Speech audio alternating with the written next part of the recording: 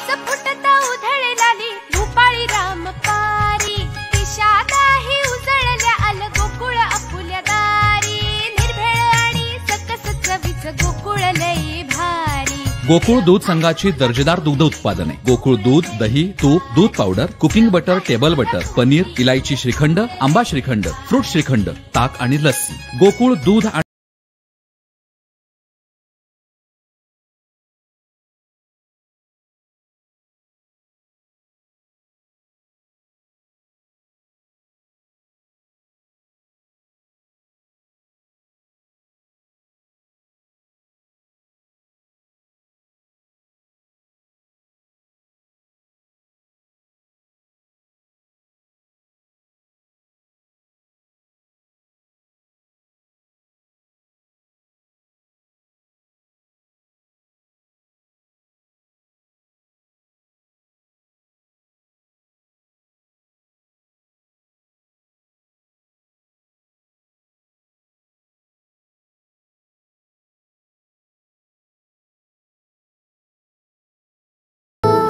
सण उत्सव म्हटले की महाराष्ट्रामध्ये कोल्हापूरची एक वेगळी सांस्कृतिक परंपरा आहे।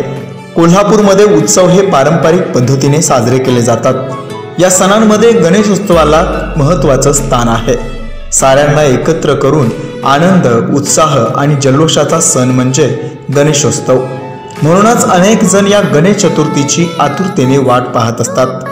गणेश उत्सवात गणेश मूर्त्यांचे आकर्षण सर्व भाविकांना असतेच। कोल्हापुरात विविध उंचींच्या विविध रूपांमध्ये विविध वस्तूंपासून बनवलेल्या अशा अनेक प्रकारच्या गणेश मूर्त्या कुंभार गली, बापट कॅम्प इथं मोठ्या प्रमाणात पाहायला मिळतात। यावर्षीही अनेक विविध प्रकारच्या मूर्त्या कोल्हापूरमध्ये पाहावयास मिळत आहेत।